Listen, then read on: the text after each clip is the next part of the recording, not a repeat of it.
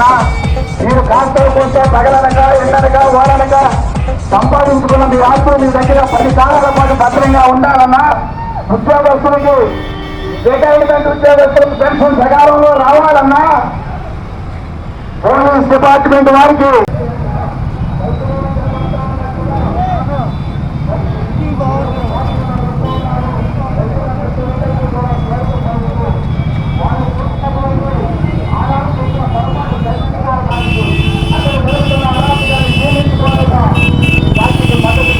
నాయకులకి సర్పంచులు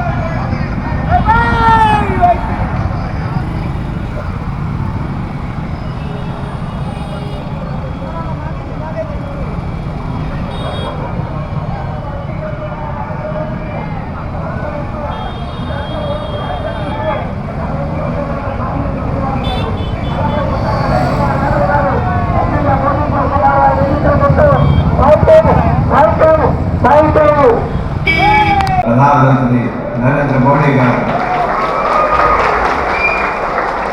అలాంటి మోడీ గారు స్థాపించిన పార్టీకి వారికి ఓటు వేయడం అన్నట్టు సిగ్గు చేయడం అది మన కర్తవ్యం. నా మాసాలు మోసి తల్లి బిడ్డలు కట్టండి. అమ్మ నువ్వు బిడ్డకి పాలు చెప్పాల్సిన అవసరం ఉందా? ఆ తల్లికి తెలియదా? ఒక ఉద్యోగి కష్టపడి అంత సంపాదిస్తాడు. అయ్యా డబ్బులు తీసుకెళ్ళి కుటుంబాన్ని పోషిస్తున్నాడు చెప్పాలా? వాడికి తెలియదా కర్తవ్యం?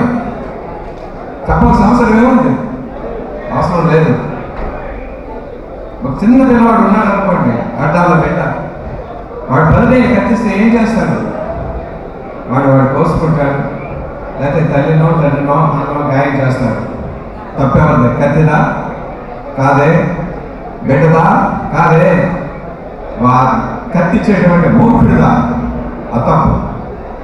ఓటు అంత పదునైన ఒక ఆయుధం మనకి ఇంకిత జ్ఞానం లేదా? ఎవరి చేతికి ఇవ్వాలి, ఎవరికి ఇవ్వక్కర్లేదు అని భవిష్యత్తు కూడా తెలియదా? ఇంకొకటి చెప్పాలా? అక్కర్లేదు. అందరికి ఇంకిత జ్ఞానం ఉంది. ఆలోచించండి. ఎవరైతే చేస్తారో, ఎవరైతే దేశానికి కష్టపడతారో వారికి ఏమని చెప్పక్కర్లేదు. మీ అందరికి తెలుసు రాస్తారు.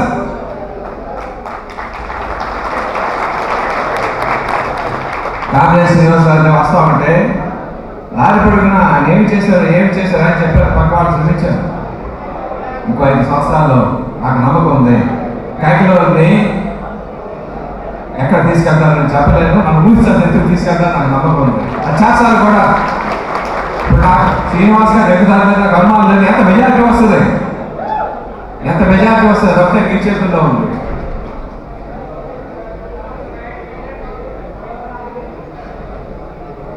ఓటు అనేది చాలా పవిత్రమైనది, చాలా పదునైన ఆయుధం. ఎవరు మంచి చేస్తారో మీ మనసు ఆల్రెడీ డిసైడ్ అయ్యింది. నవ్వుతూ మాటలతో చెప్పిన వాళ్ళ చేతి కత్తిస్తామా, మీ మేలు పరి వాళ్ళ చేతి కత్తిస్తామా? నరేంద్ర మోడీ గారి నాయకత్వంలో, చంద్రబాబు గారి విజన్లో, పవన్ కళ్యాణ్ గారి తాలూకు ఏమంటే ఒక నిబద్ధతలో ఈ ఎన్డీఏ కూటమి నిర్విఘ్నంగా వెళ్తుంది. ఢిల్లీలో మోడీ గారు, అమరావతిలో చంద్రబాబు గారు, పవన్ కళ్యాణ్ గారు అద్భుతమైనటువంటి ప్రభుత్వం ఇస్తారని పరిపూర్ణ నమ్మకం ఉంది. Thank you.